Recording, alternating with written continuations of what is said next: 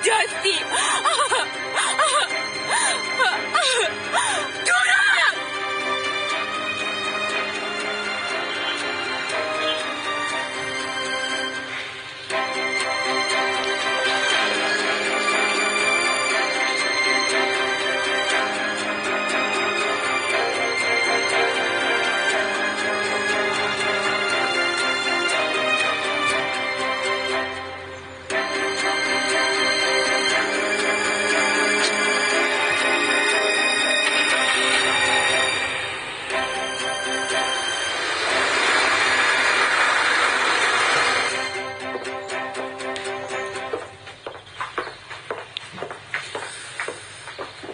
نوش جان.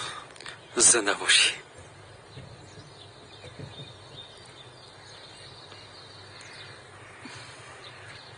امروز بسیار احساس خوبی دارم. نظر به دیروز بسیار خوب تر هستم. آتش میشه که هفته آینده به سوئیسلند بریم؟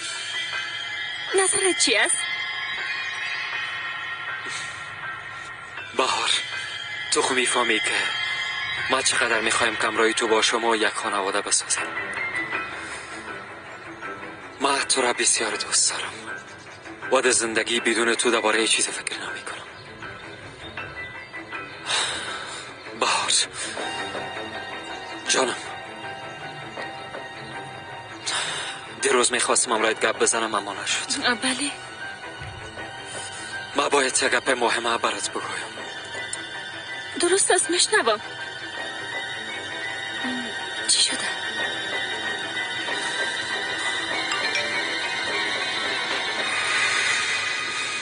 میبخشی؟ دورا گم شده. لطفاً زود بیا.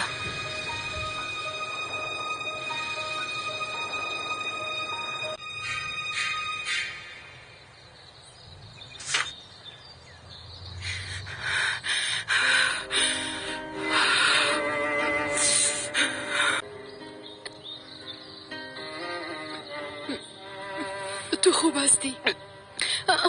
خوب هستم. چی شده؟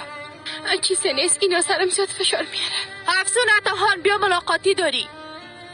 کی آمده؟ شاید خاله ام آمده باشد. در جای ملاقاتی ها تنانا مورد داده بود. بس حالا دیگه برو. سر وزم چطور معلوم میشه؟ عالی است، مقبول معلوم میشی. حالا دیگه